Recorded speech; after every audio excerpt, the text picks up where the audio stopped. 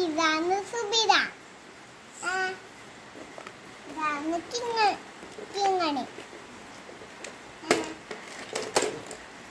ഇതാണ് അയല.